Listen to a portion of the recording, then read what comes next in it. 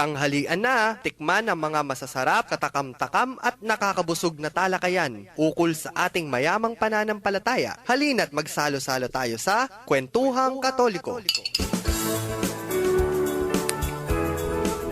Magandang tanghali po sa ating mga ginigiliw na kasabay mananghalian. Ako po ang inyong ka-lunch date, si Karen Shi. Inaanyayahan po namin kayong saluhan kami sa isang oras ng masaya at nakakabusog na talakayan dito sa Kwentuhang Katoliko, ang bagong programa ng Commission on Catechesis ng Archdiocese of San Fernando dito sa 91.9 Bright FM.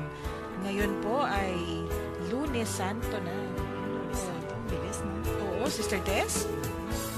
Okay, sa lahat po ng ating mga kapamilya, mga kapatid kay Kristo, at lalo na po sa mga kapwa ko katekista, isang mapagpalang pananghalian po sa ating lahat. Muli, ito po si Sister Tess David, ang inyong kakwentuhan sa ere, ay muli na naman ninyong makakasalo sa inyong pananghalian. Habang binubusog ninyo ang inyong pisikal na pangangatawan, ay hayaan naman po ninyo kaming busugin ang inyong espiritual na buhay sa larangan ng ating pananampalataya. Kaya dyan lamang kayo at manatiling nakatutok sa ating Radio Apostolate Program, ang Kwentuhang Katoliko. Dito pa rin sa DWBL 91.9 Bright FM. Karen, friends tayo. Of course. Forever friends naman tayo. Yes, of course. Lalo na sa kwentuhan, sa tawanan, sa kalokohan. Inaanyayahan po namin kayo magbahagi ng inyong mga kwento na maaari nating isama sa ating mga talakayan. Ipadala po sa amin sa email address na ito, kwentuhang.katoliko@gmail.com. Yan po ay KUWENTUHANG.KATOLIKO@gmail.com, o kaya naman sa pamamagitan po ng ating Facebook page na Kwentuhang Katoliko. Ito, Sister Teso, tingnan mo yung ating page. Kahit papano naman pala, medyo nakakadami na tayo ng mga subscribers. Although, konti pa, sa bagay, isang buwan pa lang naman tayo ipakibahagi po sa ating mga kaibigan ng ating Facebook page at sumali din kayo sa mga talakayan pag may mga tanong po, kung maari sagutan ninyo para meron din tayong ibabahagi sa mga susunod nating mga episodes. Live po tayo ngayon. Opo. So, kung gusto po niyong magbahagi ng inyong mga opinion o kuro-kuro o kung anumang mga bagay na maaari pong ninyong i-share sa ating programa ngayon, wag po kayong mag-atubiling mag-text sa amin sa ating mga text line numbers. Sa mga smart subscribers, 0918-351-8282.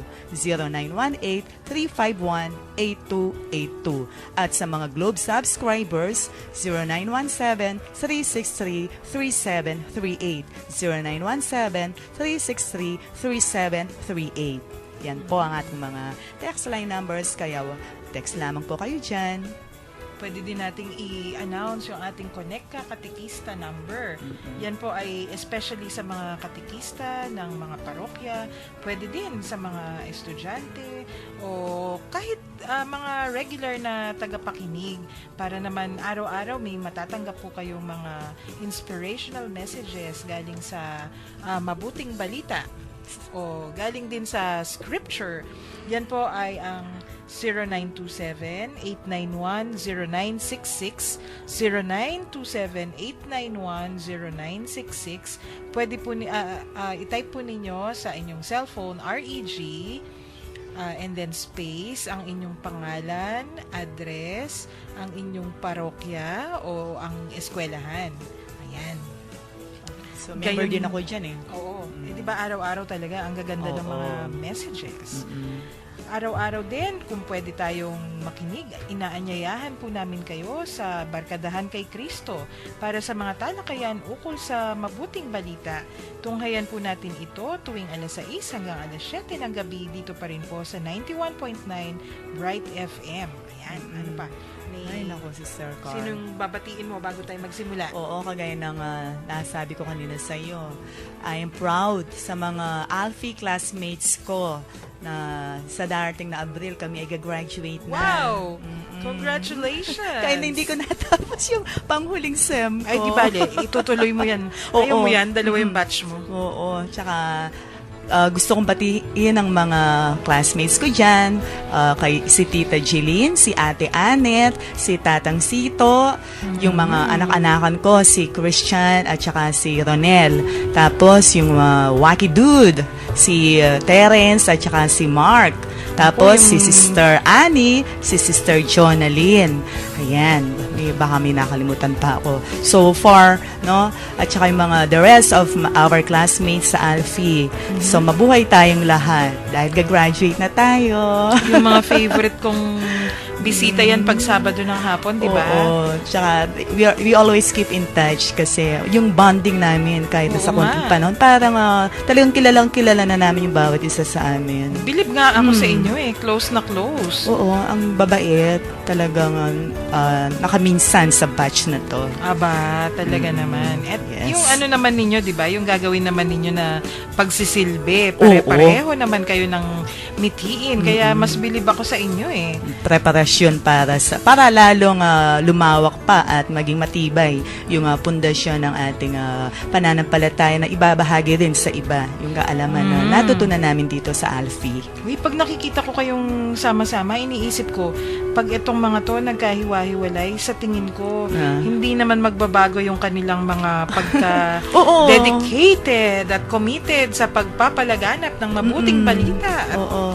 Tsaka talagang yung Holy Spirit, we are always empowered. No? Tsaka Oo nga. napakabait ng bawat isa kasi sa amin. Oo nga. Namin. Uy, totoo naman. Nakikita ko Salamat. naman kayo. Yun. Teka. Nakakatuwa. Paano nga ba?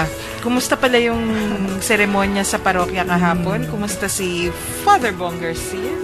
Well and good siya. Tsaka Hindi dahil nga naman busy. sumakay ng donkey. Wala. Imaginary na lang yun. Naalala ko si Father Pep maghapon. Yung stuntman. Yung kinukwento Si niya sa Zaccheo? atin. Buti na lang nagaya si Mami ng Grabe. 10 a.m. mass. Kasi ayaw niya ng, di ba matanda na yung mami ko, so ayaw niya ng maraming tao. Oo. Sabi ko, buti na lang 10 a.m. yung sinimbahan namin, wala na yung mahabang procession. Procession. Kasi baka mamaya Oo. Totoo yun. tawa kasi, ako ng tawa habang procession.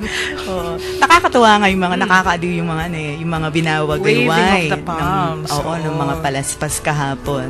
Tsaka, yun nga yung palaspas ko.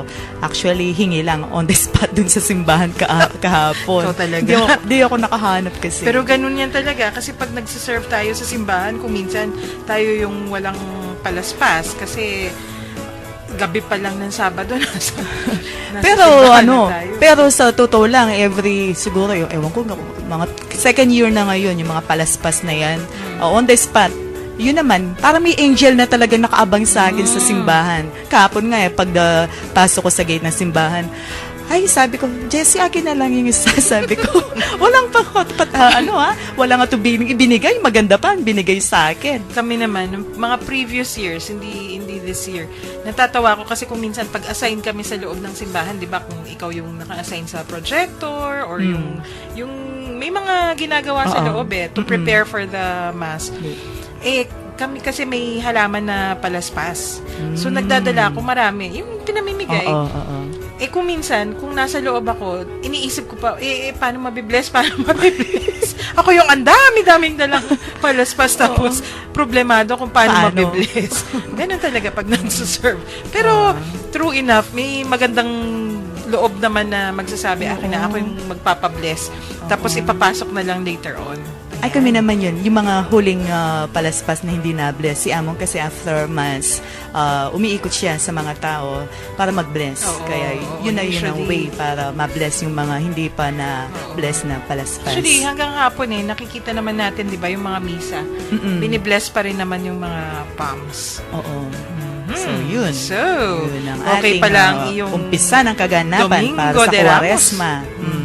Yun nga, bago ako umalis kanina ko lang nasabit.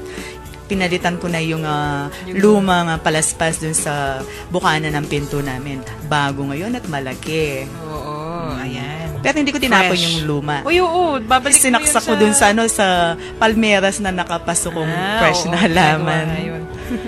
Dadalhin mo yun sa simbahan next year. Sa di ba? Before Ash Hindi na namang Wednesday. magagamit. Oo. Nare-recycle. Ayan.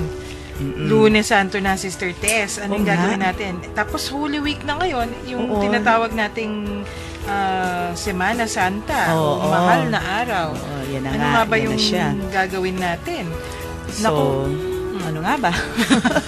Yan, ito yung mga huling araw ng Kwaresma, 'di ba? Tulad ng nasabi natin last year, hanggang umaga ng Huwebes Santo, yan yung Kwaresma. Tapos pagka Huwebes Santo ng hapon, pag nandiyan na yung ating Mass of the Lord's Supper, tapos yung washing of the feet, yan ay tinatawag na nating Easter Triduum or Sacred Triduum o sa Paschal Tagalog, Mystery. banal na triduo yung simula, di ba? Yan yung Huwebes Santo, Biyernes Pagpapakasakit Santo. ng ating Panginoon yan. Oo, tapos hanggang Easter Vigil. Oo. Ano na yan? Yan na yung proper, pinakabanal na araw sa ating Santa Iglesia. Yan din ang panahon na kailangan nating pagbulayan, no? Magmuni-muni para sa sariling kalinisan ng ating kalooban at ng ating kaluluwa rin. Oo nga. May yan continuation yan ng, ito, yung pinag-uusapan nga natin kanina, yung palaspas, ano nga ba yan? Di ba sunod-sunod yan? Yung, hindi yan hindi yan pwedeng paghiwalay-hiwalayin. Tulad ng nakwento na natin last week, di ba sinasabi natin, yung Lent, tapos yan yung pagsisimula, tapos yung this week, yan na yung mahal na araw, tapos yung Sacred Triduum. Paghahanda yan actually para sa Easter. Pero sige, konting pasada. Ano nga ba yung palaspas? Di ba yun yung simbolo ng tagumpay sa pagpasok ni Jesus sa Jerusalem? Sinalubong siya bilang isang tagapagligtas. Tapos, kahapon, binasa din natin yung Pasyong Mahal o yung pinagdaan ng hinagpis at pagdurusa ng ating Panginoon. Tapos, sa Huwebes, ano na ba yung gagawin natin, Sister Tess? Oo. So, yung Huwebes Santo, no, o mas kilala rin sa tawag nating Maundy Thursday or Holy Thursday. So, ito ay mayroong tinatawag na hudyat ng tinatawag nating kaganapan para sa mayroong actually, may 4 na kaganapan ng inaalala natin tuwing Huwebes Santo So, una, yung paghuhugas ng paa ng mga apostol ni Jesus, no? And Very then, important yan. Oo. Mamaya, sige, discuss natin ano yung significance. Papasadahan natin mamaya. Oo, sige. And then, yung pangalawa, yung pagtatalaga ng misteryo ng banal na Eucharistia para sa huling hapunan. Oo. No? And then, yung pangatlo, yung sabi nga rito, yung pananalangin ni Jesus sa halamanan ng Getsemani. And then, of course, dito ipinagkanulo ni Judas Iscariote. Actually, oo. Kung si titingnan Jesus. natin yung mga ginagawa natin, yung kailangan tandaan lang natin, dalawang pinaka-importante. Oo, yung washing of the feet. pagtatalaga ng pagkapari at yung pagtatalaga ng banal na Eucharistia. Oo. Kahit yun lang muna yung tandaan natin, okay na tayo, di ba? Okay. Although, ang daming nakaakibat tulad nga ng sinabi mo na napakahalaga din naman. Pero kung ikaw ay regular na nagsisimba lang naman, I mean, kung yun ang tinatandaan talaga natin. Oo, washing yun, of the feet. Washing of the feet. Oo. Tapos yung, bakit washing of the feet? Kasi yun yung simbolo na si Kristo ay nagsilbi. Siya ay nagpakababa. Bilang hari, ano? Oo. Binaba niya ang kanyang sarili para magsilbi rin siyang modelo sa mga tao na kanyang nilalang na kailangan kayo rin sabi, kumbaga mag-set siya as an example sa kanyang iiwan ng mga apostol at sila ay maninilbihan para sa isa't isa. Tama. Yan yung Sister Tess. Pero hapon na yan Siguro backtrack tayo ng konti. Oo. punta muna tayo ng In the morning. Thursday morning. Ano nga ba yung nangyayari pag Thursday morning? Yan walang misa sa mga parokya, di ba? Yung hapon lang yon. Pero saan nagpupunta yung mga pari? Actually, nawawala yung mga pari sa mga parokya pag Thursday morning. Ba't nga ba? Namamasyal ba sila? Actually, hindi sila namamasyal eh. Sila ay pumupunta sa sentro, no, sa cathedral mismo. Parang magre-reunion sila doon. Reunion? Ano naman yung reunion ngayon? Oo, Yun anong ang, klaseng reunion yan? Oo, misa ng Christmas. Makukurot tayo ng mga pari pagbalik nila. Lagot talaga tayo kung ano-ano yung kinukwento natin. O sige, ano yung Christmas? So, actually, no, yung pagbabasbas ng Christmas, ginaganap nga tuwing Huwebes Santo ng umaga Oo, sa tama. mismong cathedral ng bawat diocese. At ito ay pinangungunahan syempre ng mga obispo. Oo, tama. Kaisa ng kanyang mga kaparian. At ito ay dinadaluhan din ng mga iba't ibang mananampalataya mula sa iba't ibang parokya sa diocese. So, Lahat ng pare So, required. lahat. Oo. Sa buong archdio natin, nandyan sila lahat. Kaya, kung susumahin yung mga pari yata natin dito sa archdio, more than 200. Ay, hindi. Mga 120. Konti lang ba? I Although, thought 200 plus. yung diocesan, siguro kung isasama yung mga religious priests, mga 150. ang konti lang pala nila, Oo, konti no? lang talaga yung mga pari natin. Kaya kita mo, mga overworked, mga bayaning Oo, pari. no? Mga parish priests na. Tapos, may mga doble-doble pang mga responsibilidad, di ba? Kaya hindi natin totally makukuha yung service ng mga priest na yan dito sa ating program. Until and unless, wala silang on the spot na Ay, aandar din yung charm responsibilidad. ng programa. Kasi kung alam naman nila kung anong gagawin natin. Tingnan mo si Father Bong. Magiging regular na dito. Ayan. O, ano yung ginagawa tuwing Christmas? So actually, sa Christmas, may dalawang katangian ng misang ito. Yung una, yung pagsariwa ng pangako ng kaparian. No? So, it means to say, kung meron tayo rin mangyayari sa sa mga mananampalataya sa Sabado naman. Pero sa mga pari, yung morning nga ng Huwebes Santo, kung saan sila ay pinagpapanibago sa harap ng obispo. Tama. Sa kanilang sinumpaang mula sa kanilang pagka-ordena, no? Oo. Alam mo yung pinaka-touching na part ng Christmas para sa akin. Syempre may blessing of the oil. Yun yung ginagamit, 'di ba, para sa mga sacraments natin. 3 klaseng oil 'yan Yung throughout the whole year sa archdiocese, pag may mga binibinyagan, may mga sakit, yan yung mga oil na ginagamit Pero kasi yon hindi masyadong yung impact, hindi mo kung public ka kung nagsisimba ka lang, hindi mo masyadong pansin yung impact niyan Pero alam mo kung ano yung greatest impact sa atin? Ano yan? Naku, kapag yung mga pare, sila yung luluhod sa harap ng kanilang mga parishioners. Tapos ano sila, yung di profundis, yun yung tawag doon Ano nga bang ibig sabihin nun, sister? Salmo yun actually.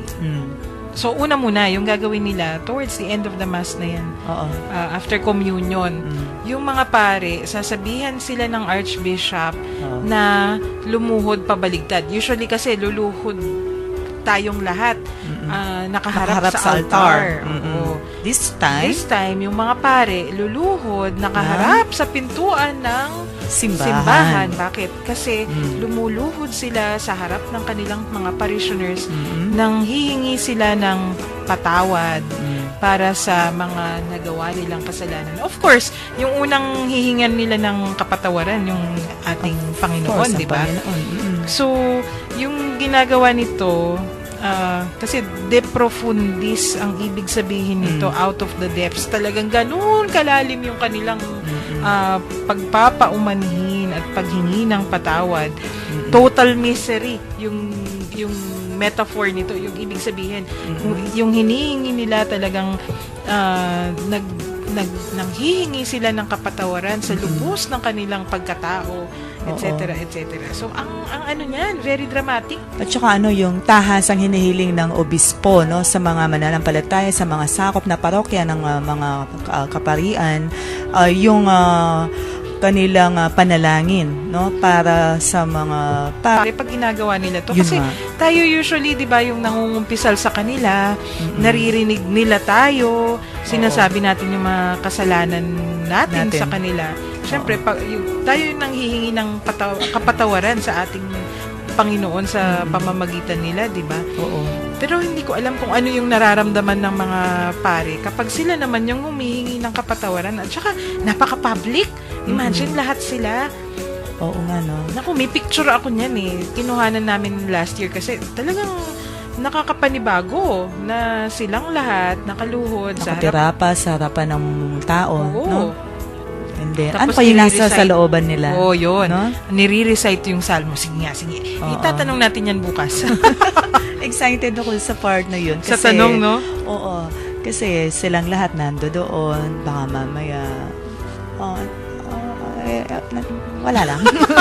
No Oh, comment. yan. Sige, sige. Oo. Yung, biniro ko nga si Father Bong, sabi ko, sige, bukas among, i-chant mo yung de profundis, ha? Oo. Yan tawag na, ipapractice ba niya dito? Naku, baka di mamaya. tayo suputin sa aking kalokohan. Pero, nakaschedule naman kasi siya bukas sa atin. Paano nga ba? So, yun yung sa umaga ng Holy Thursday, no? Nagsisimula sa isang paglilinis, nagsisimula sa isang pagbabasbas ng mga chrism oil. In a way, parang pahiwatig na yan na magkakaroon ng renewal. Talibago, oo. Oo. Tapos, pag-abot naman ng hapon, yun, ikaw, Sister Tess, nagsiserve ka ba sa Lord's, yung Mass of the Lord's Supper, paghapon ng Huwebes? Actually, di ba, dyan yung tinatawag nating prosesyon ng Cordero. Ay, oo. Alam mo ba kami, dati may tupa pa kaming dinadala. As in talagang live totoong tupa. kordero, yung baby na yun. tupa. Ayun, harmless yun. Hindi katulad Bakit? ng kabayo. Di ba? Alam mo, kung nakikinig si Father Pep, lagot tayo mamaya. Baka mamaya mapado tayo. yung horse na yan eh. Nagkaroon ng naging sariling buhay. So, is harmless yung tupa oo, talaga. Kasi ano ba yung sinisimbolo ng kordero? Kordero yung tupa, di ba? Very meek kasi yung tupa. Kahit nakatayin mo na yan, naka-smile pa rin na para bang nagpikit-pikit-pikit lang yung mata niya. Lumuluha lang daw talaga yung tupa. Parang si Kristo. Yun ang yung good example. sinisimbolo. Good symbol. Yung simbolo ni Kristo mismo. Kahit na ano man ang gawin sa kanya, ayun, talagang tinatanggap lang lahat dahil sa pagmamahal niya sa atin. So, ganun din yung tupa na pinoprosesyon tuwing Huwebes Santo ng hapon, papuntang simbahan bago mag-start yung misa ng huling hapunan. Tapos, kasi kayo ba, ginagawa din ninyo yung dakit kordero? Oo. May naka-assign na buong pamilya. Isang tawag dito, ina-assign, kinakausap yung pamilyang iyon. As in buo sila talaga. Procession yung din, miyembro, diba? Oo, miyembro ng pamilya, all in white. Basta naka-white yung pantas nila. And then, kumbaga sila yung naka-charge din sa offertory aside sa mga congregations na gusto mag-offer sa mass na iyon. So, pag-abot natin dyan, dun sa Mass of the Lord's Supper, yun nga yung, nandyan yung paghuhugas ng paa. Tulad ng nasabi natin kanina, yun kasi yung simbolo ng kababaan ng ating Panginoong Hesukristo. At dun din, itinalaga yung Last Supper o yung Eucharist, di ba? Yung banal na sakramento ng Institution of the Holy Eucharist. Oo. Tapos, naku, napaka-memorable ng ano na yan, ng seremonyas na yan. Afterwards, talagang, di ba, maraming parokya yung may mga hinahandang pagkain. Oo. Para sa parishioners. Actually, dun sa amin, talagang tradisyon na yan. After day mass, yung nag-uusap-usap, yung mga sa church mismo, na magkakaroon ng salo-salo dun sa parish hall pagkatapos ng misa ng gabi ng Huwebes Santo. Bago, 'di ba? After yung misa ng Huwebes Santo, diyan na yun na yung hudyat para Oo. sa Easter Vigil. Yes. Hanggang na yan? 12 o'clock. Oo. Oo, nakabantay lang tayo doon sa Yan na yung tawag altar of dito? repose. Yun. Yan. Sige, mamaya, pag-uusapan natin yan. Ngayon, magbe-break muna tayo at makinig sa isang magandang tugtugin. Okay, magmumuni-muni muna tayo.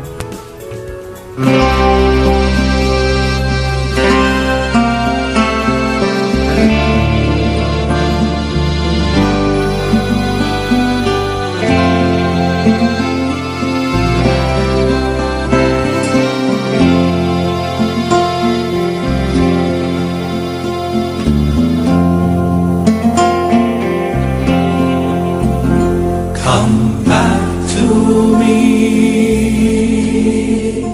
with all your heart. Don't let fear keep us apart. Dreams are bad, go straight and far. So must we to others fall. Long have I waited for your coming home to me and living deep our new life.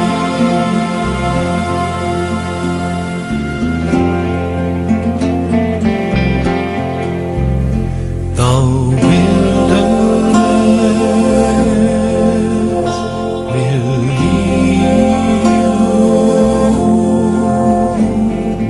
to your Lord, where I experience integrity and justice.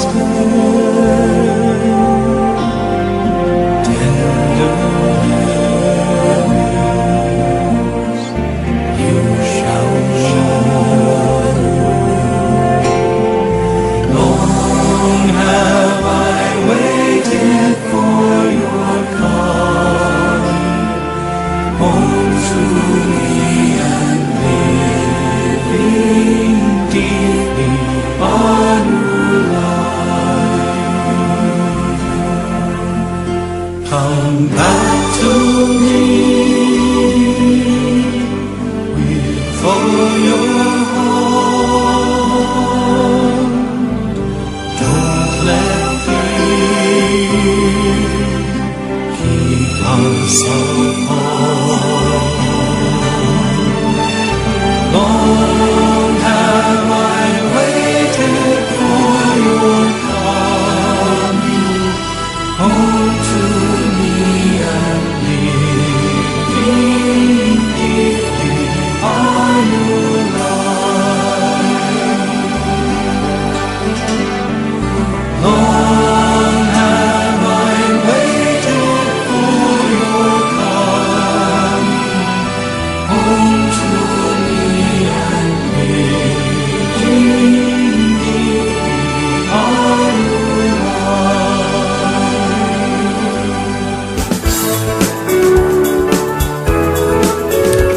Ayan, nagbabalik po tayo sa Kwentuhang Katoliko dito pa rin sa 91.9 Bright FM. Nako, Sister Tess, dahil lunchtime, may tatanong ako sa'yo.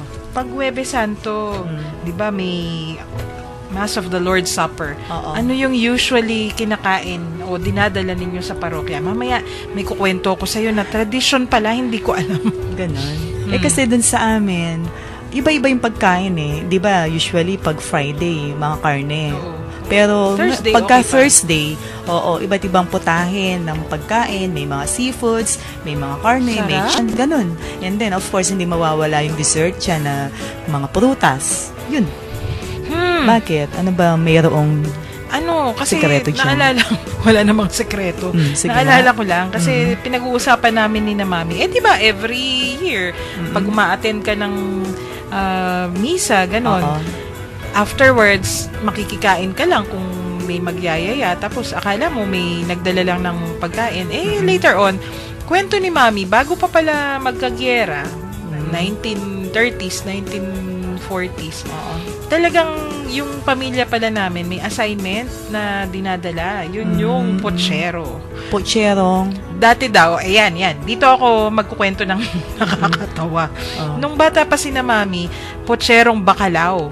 Bacalao. Yung bakalaw, yun yung delatang mahal na fish Ano na ba yun? galing sa Portugal pa yata. Yung salted fish cod yata yung bakalaw. Siya. Tapos, nung nagkukwentuhan kami, sabi ng auntie ko, yung bunso ni na Mami, sabi niya, ha? Bakit bakalaw ang sosyal? Bakit daw nung bata pa siya, potserong bulig yung dinadala? Tapos, doon sila nagtawanan. Kasi itong auntie ko to, pinanganak after the war. Oh. Si na Mami, before the war yan pinanganak. Mga teenagers na nung gera. Sabi ni na Mami, kasi after the war, taghirap na. Wala na. Kaya yung dinadala na lang nila, yung dalag, bulig. Yun. Pero before, kasi yung Pilipinas, masagana pa, Oo. pwedeng-pwede pa silang magbakalaw. So, kasi imported pala yun. Ganun. So, yung... Kaya tayo, hindi na natin alam yun. hindi natin alam. Parang ngayon ko lang narinig yung bakalaw. Diba? Yung mga, restaurants na fine dining, doon na lang yata may mga Makikita. bakalaw ngayon. Ayun. Tapos, yung mga nasa parokya pala, akala ko, di siguro iniisip ko dahil nga si Lolo, 'di ba, active sila sa simbahan, sila yung cantors, sila yung ganun. Akala ko kusa nilang dinadala lang 'yon. Pero sabi ko patentado pa every year ganun. Sila lagi. Kasi pala may mga pamilya na patentado yung mga assignment. Nalaman ko later on yung isa sa mga former teachers ko, si Ma'am Kuring. Sabi niya, kami naman, yung assignment namin, sarsyado, tumanda na daw siya, sarsyado pa rin. Yung laging binibit-bit. Oo. Hindi naman siguro nagsasuggest na pwede po bang iba namang putahe. Tsaka nung panahong yun, kasi di tulad ngayon, di ba? Kung ano yung gusto nating lutuin, anytime. May mga palengke, may mga grocery. Baka noon, talagang pinaghahandaan nila. Siguro nga. Tulad, kunyari, ngayon, yung baboy, everyday. Dati, hindi naman kinakain yan everyday. Oo. So, talagang may tradition sa mga parokya na ganun pala. You can just imagine the preparation that goes into it, di ba? Kasi sense Malaking of community. Oo, malaking preparation talaga yan. Oo, tsaka hindi ka naman magdadala ng isang platito lang.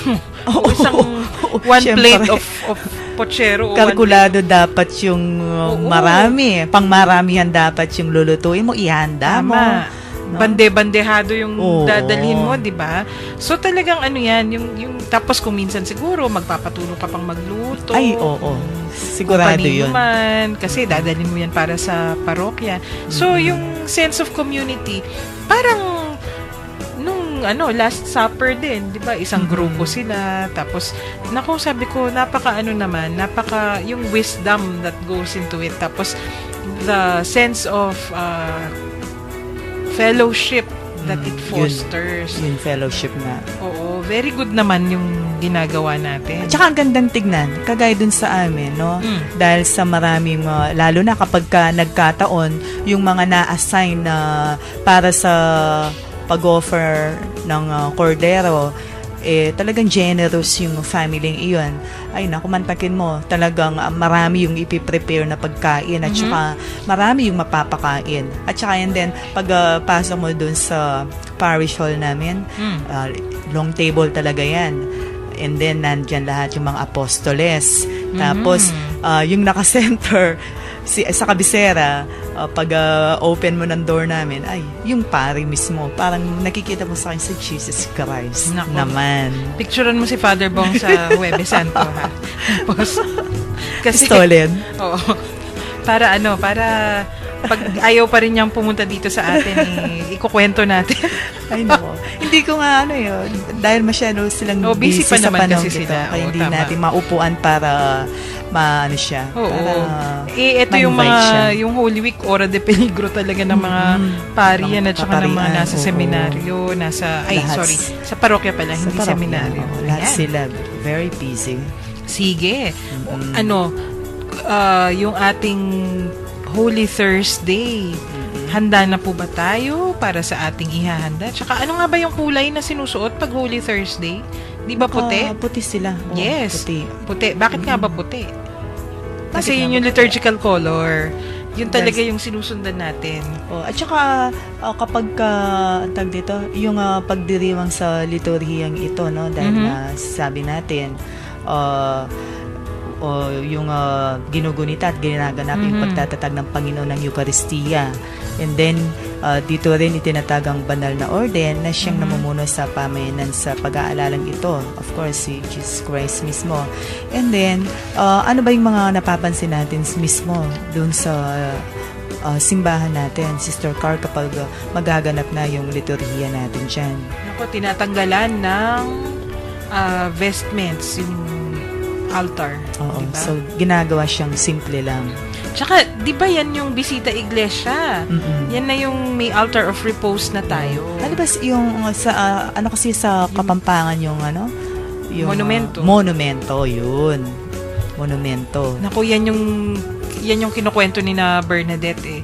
Dati, sabi niya, pag altar of repose, tahimik yung mga tao, nagdadasal. Ngayon ako, nagsiselfie-selfie.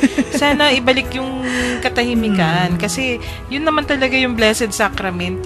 Yan si Jesus. At saka, tawag dito, ano ba yung napapansin mo kapag naka-expose na yung monumento right after the Holy Mass? Ako kasi napapansin ko, may tema.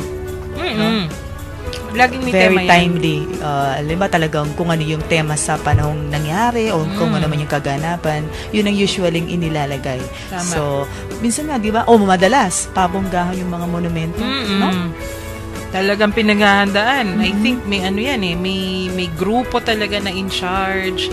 Tapos talaga, yung yung napansin ko, yung mga pinakamagandang monumento, yung simple. Simpleng-simple, pero makahulugan. Kasi yung tema, talagang nakikita na yung kasimplehan ng ating Panginoon, namumutawi. So, dun pa lang sa kung paano. Kasi, hindi naman makukuha sa magarbong dekorasyon. Hindi. Wala doon yung tunay na esensya ng paggunita natin, yung tinatawag nating Easter Vigil, di ba? Pag Saturday evening yan eh, pag abot ng Easter Vigil, di ba? So, ito parang preparation for the Easter Vigil. Ito, yung Holy Thursday Vigil, di ba? Kaya dalawa yung vigils natin pag Sabado de Gloria, pati yung Vigil this coming Holy Thursday. Oo. Tapos yung makikita mo rin kasi pag Holy Thursday, napatahimik nagdadasal, hinihintay mo na yung kinabukasan eh. Yung Biyernes Santo. At yun yung, di ba, huling oras na katahimikan at kapayapaan ng ating Panginoon. Kasi kinabukasan, naku, Yun na ayan yun. na. Diyan na siya hahambalusin, lahat. Paparusahan. Paghihirap, yung pagpapakasakit, talagang, yun na, kaya nga naging maamong tupa siya. Oo. Pero, kung titingnan natin, di ba, kung babalikan natin yung sabi natin kanina, yung pagka binaba yung kanyang sarili para hugasan yung ating mga paa, yun yung lagi kong naaalala kasi ang ibig niyang sabihin, di ba, may commandment din sa atin. Kung ano yung ginawa ko, ay gagawin din ninyo. Kumbaga, naghabilin din siya sa kanyang mga apostol. Oo, kasi yun, yung utos niya, gawin natin ang gayon din sa ating kapwa. So, I served you, so you serve your Nag-react nga brothers. si San Pedro dito nung hugasan na niya ng paa, 'di ba? Nakaturban yan, and then Ayaw ni San Pedro, mas skandalo siya. Tapos, Kasi nga, di ba, nung panahon ng mga Hudyo, yung paa, untouchable yan kasi yan yung pinakamaruming parte ng ating katawan. Nakasandalyas lang sila. Kung minsan nakaapak, talagang marumi. Kung huhugasan mo yan, hindi talaga, it's a no-no. Kung ginawa mo yan, ikaw yung lowest of the low na talaga. Kumbaga, you're more than a servant, you're less than a servant. You're something like a slave. Oo nga kaya, pero hindi naman inalinta ng Panginoon. Correct. Kasi talagang alam na alam niya kung ano yung ibig sabihin ng kanyang ginagawa di ba? Oh, tama. So, ibig sabihin, ganun din dapat ang gawin natin. Hindi Ayun, yung, yun yung sabi niya sa atin. pride ang iiral. Actually, Diba? nakaquote yan kay San Juan, di ba? Sa Gospel of John. Oh. Yung sabi niya, as I have done for you, you should also do. Ibig sabihin, pinagsilbihan niya tayo. Tayo'y Ganun pagsisilbihan din natin yung ating mga Kapwa. kapwa. So, kung paanong ibinaba ni Jesus Christ ang kanyang sarili sa pamamagitan ng paghuhugas ng paa ng kanyang mga apostoles. So, talagang ini-stress niya sa atin, ini-emphasize na ganun din dapat ang ating gagawin sa ating kapwa. Yes. Yan yung pinaka-highlight ng Huwebes Santo para sa akin, ha? Oo. Yung utos ng ating Panginoon. Hindi Kaya- ba, sa mismong liturhiya nga, during the washing of the feet, yung pare, aalisin niya yung kanyang stole, yung kanyang chasuble. So, magsusutana lang siya. O itatali niya yung sutana niya. And then, doon na mag-start yung pag-wash niyang feet. Pag minsan nga, hindi ko alam, lalo na yung mga priest na talagang kalog pag washing of the feet. Nagtatawanan pa sa yung mga apostol. Ewan ko kung ano sinasabi ng priest sa kanila kapag ganong senaryo na yung nakikita. Parang iniisip ko, sinasabi niya, nagpa-foot spa ka siguro, no? Kasi hahalikan ng pari. Hahalikan ng pari yung paa. Ganon, that as lowly. in talaga. That humble yung kanilang gagawin. Ako, at ito nga, yung fellowship ng Huwebes Santo, makikita naman natin ano yung mangyayari. Naku, kinabukasan. Ay, kung nasa parokya ka, sige, magsisimula usually yan madaling araw na Grand Stations of the Cross. Sa inyo din ba ginagawa yung ganun? Oo. Madaling araw pa, lumalabas na yung mga tao. Yung preparation, minsan yung mga tao, alas 2:30 ng Madilim pa talaga. Oo, madaling Gabi araw pa. Gising na sila. Kasi mag-start yung ang tawag dito, yung Stations of the Cross ng 4 o'clock in the morning. Yan. So talagang sakripisyo yan para sa ating lahat. No? Tapos, bakit nga ba? Ano yung significance? Bakit tayo nag-Grand Stations of the Cross? Yung inaalala natin, di ba? Tulad ng na-discuss last week, yung Stations of the Cross, isa kasing devotion yan. Pero ito, mas makahulugan pag abot ng Good Friday. Kasi pag-aalala talaga yan ng pagpapasakit ng ating Panginoong Hesukristo. Pero maya-maya, di ba Good Friday, Sister Tess, yan lang yung isang araw sa buong taon na walang misa sa mga parokya, sa mga simbahan, sa buong Santa Iglesia. In Kapampangan, King Kabilugang Yato, di ba? Oo. At bakit nga ba? Ba't walang misa? Pero may iba tayong ginagawa eh.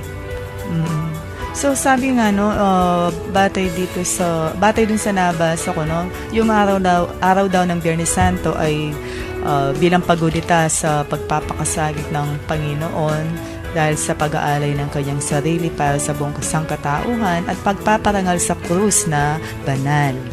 No?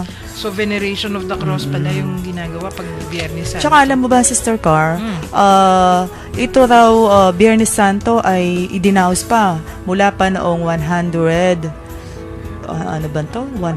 CE? Ano ba yung AD, 100 AD yun. Oo, kasi 'di ba hindi naman syempre pagkamatay ng ating Panginoong Hesukristo, hindi naman in the current form yung ginagawa natin. May evolution na 'yan eh.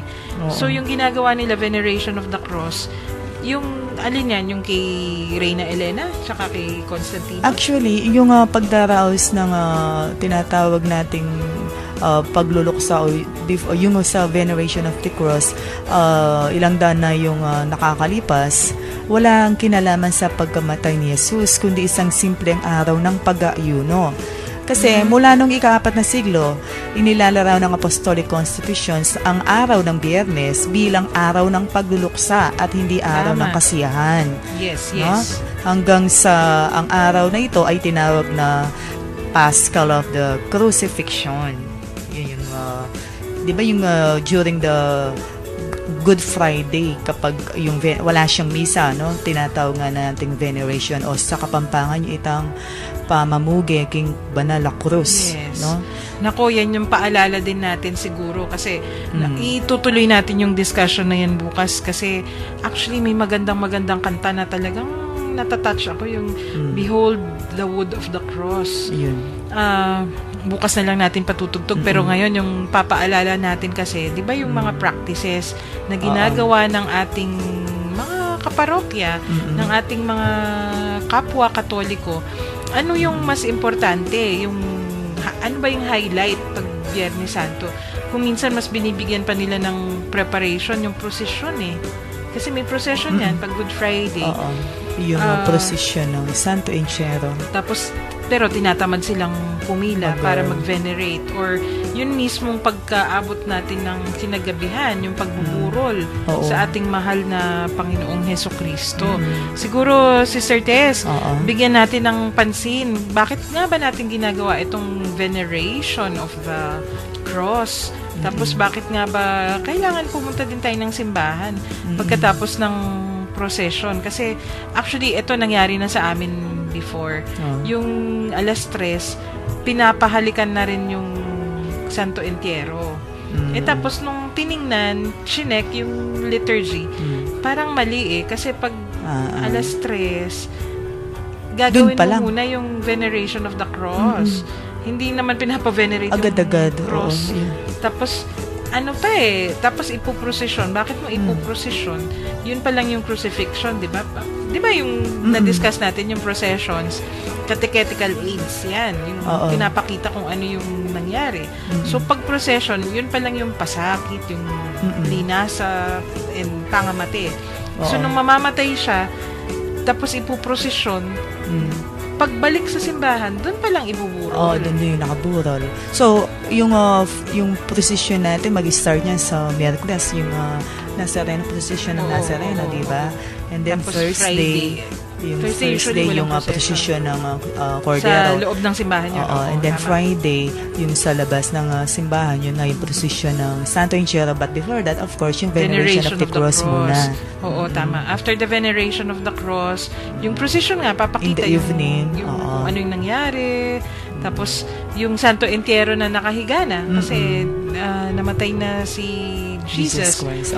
And then, pagpasok sa simbahan, yun yung pagbuburol. Tapos, may anointing pa yan, di ba? May bihisan pa. Tapos, dun pa lang, hahalikan uli. Yung mismong Santo Entierro na. Yun yung tamang order. Proseso siya. Tama. So, pag ginawa natin yun, bakit nga ba, Sister Tess? Naku, babalikan natin yan bukas. Itatanong natin. Marami rin akong questions in mind. Kaya, hello, Father Bong. Huwag kang mag-alala. Promise naman niya talaga, sasagutan niya yung mga tanong na yan bukas. Maglolola basyang muna si Among Bong bukas. Ikukwento niya sa atin.